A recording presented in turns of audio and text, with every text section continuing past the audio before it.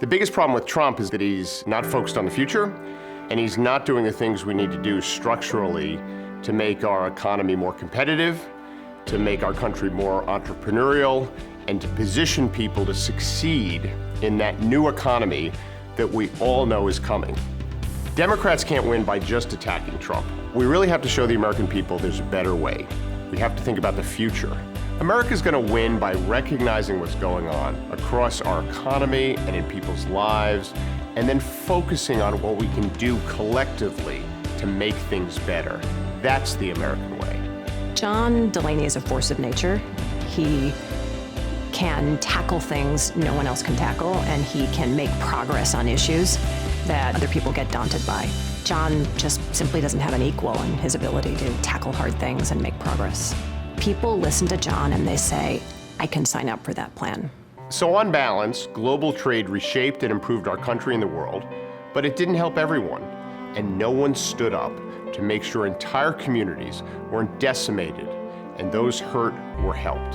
The backbone of our country, the people who built our nation and saved the world, were tragically ignored. Now there's another big wave of global change happening. Technological innovation and automation are reshaping the economy and jobs. As a country, we need to step up and do the right thing this time. The Republican solution is to divest. Healthcare, training, education, that's a backwards approach. It's actually time to do the real things we need to do to grow our economy and wages in every part of our country. It's time for a new social contract that builds a cleaner, safer, stronger, and more just society. John grew up the son of a union electrician. Hard work, decent pay, health care, a pension. He understands what that means for a working family. It was a union scholarship that helped John afford college. In building 2 businesses from scratch, John succeeded by working with others, like his dad did on a job site. He builds teams, he's creative, and he's a problem solver. And he's always motivated by a set of progressive and ethical values. We worked with John back in 2004. The strategy was to grow ASG. It was a challenge for the larger banks to finance a company like ours. John's firm was one of the few that stepped up and gave us the credit facility that made sense to us. We went from 150 employees back in 2003 to over 1,000 employees today, and John Delaney helped fuel that growth. John's a progressive businessman.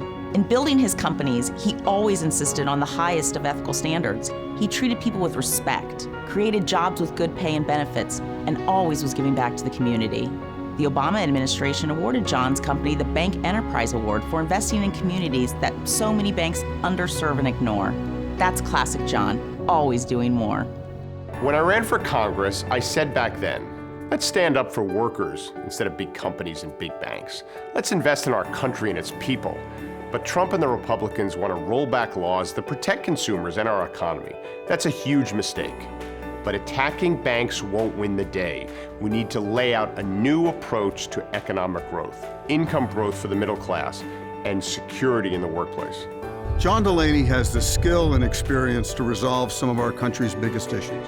John wrote a bill that deals with our $2 trillion repatriation issue and our ailing infrastructure, which is estimated to be $1 trillion investment we need to make, all in one bill.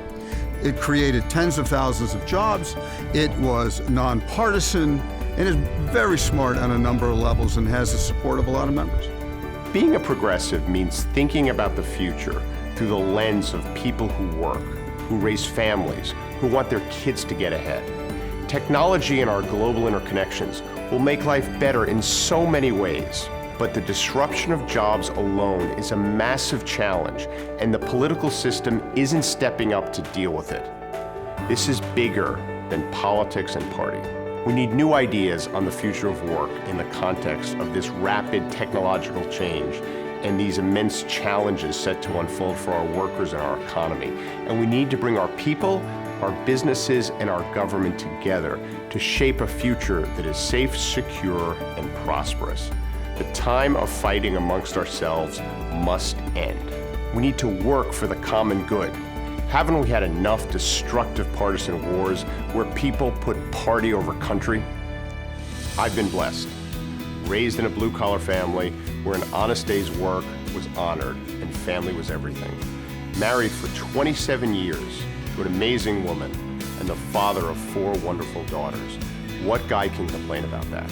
A successful businessman, lucky enough to be elected to Congress and able to serve incredible constituents from an amazingly diverse and beautiful state, giving me the chance to fight for the causes I believe in. And this I know beyond everything. This is not a nation where success is a birthright. It's earned. It's earned through hard work, and it's made possible by a commitment to a shared destiny, and then a set of policies that can and should make it possible. If we allow ourselves to be divided and we let our political debate deteriorate into an us versus them, we will all fall short. But if we take these challenges head on, the future is ours.